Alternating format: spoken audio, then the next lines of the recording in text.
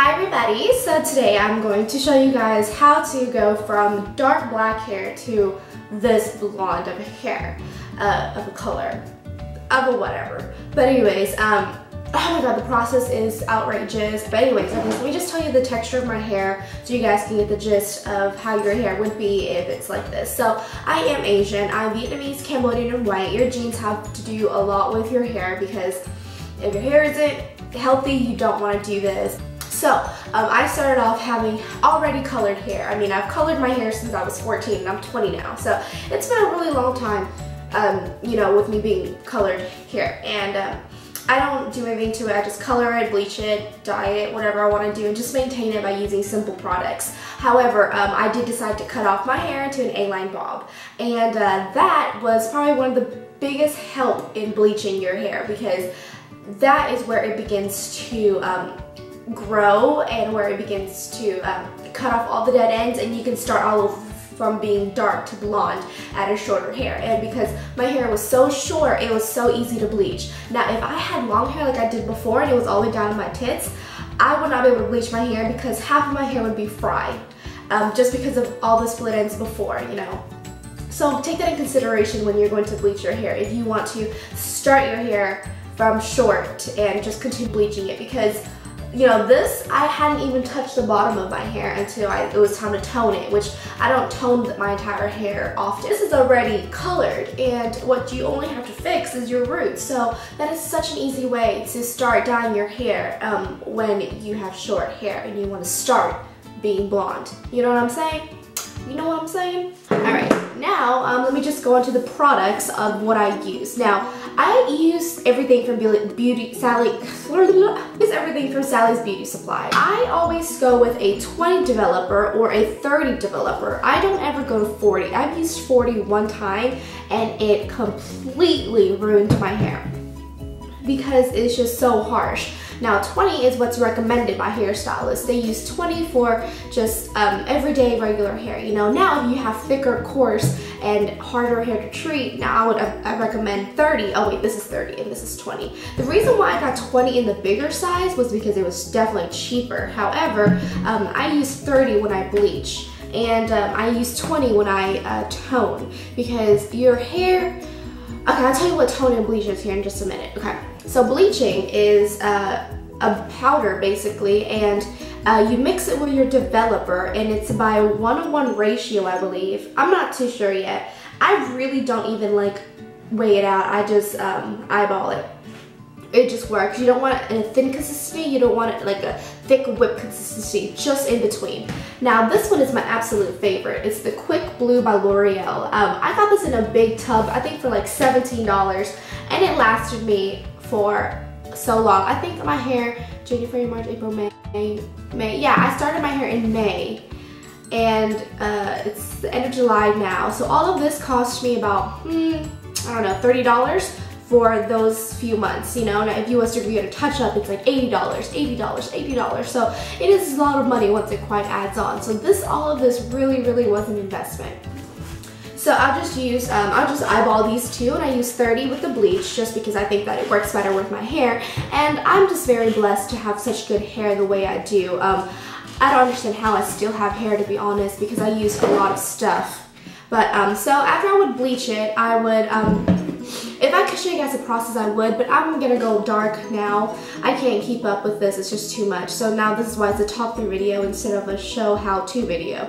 But I would just mix it in a bowl like this. I got this at Sally's Beauty Supply as well. And it's really important to get really good brushes because this one is fantastic for touch-ups for your roots. And this is what you absolutely need. This one is good too, but this is more of all over the hair, and it helps with all over the hair versus just the roots because it's so big, it will absolutely grab onto everything, and you want to just target your root. I do my root absolutely last. I don't know why, but some people start their root first, and that's why they have lighter hair at the root. It's because your scalp, it's just your body heat right off of your scalp, so it activates the the product's a lot quicker. So however, you just want to start at the very bottom, and I always start at the very end. I mean, because this is your tip. You can cut it off if it's split or fried or dry.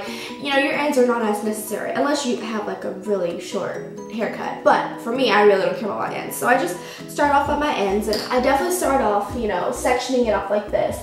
And what people tend to do is they start from top to bottom. You want to do from side to side, because from top to bottom, you won't grab all of the hair that you need. So let's do this, and then you grab a hair, you know, like this, in between your fingers, and you do this side, you flip it over, you do that side, and as you can see, you grab both sides versus doing this up and down.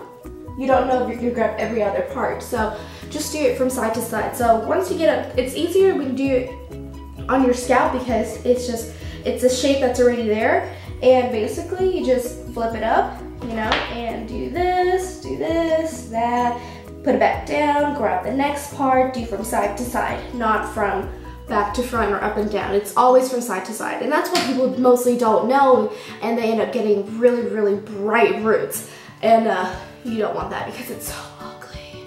But yeah, so after that I bleached it, and I always recommend you leaving your hair like a day or two in between bleaching and toning, but I'm stubborn. I like mine then and there. I like fast results, so I go ahead and tone my hair the exact same day. Now, a lot of people do that. However, if you have weak, brittle hair, you definitely don't want to try this because you are also adding a developer, a 20 developer, and the toner at the same time after you just directly bleach your hair. Now you want to do this on semi-damp hair. Now the toner that I use is the Wella Lightest Ash Blonde T18.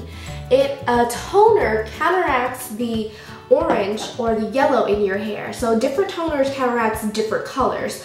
Different toners evens out your hair, and the one that I like to use is the Lightest Ash Blonde. I am trying to get into like an ashy blonde versus a golden blonde, but of course right now I'm golden because I have such dark black hair.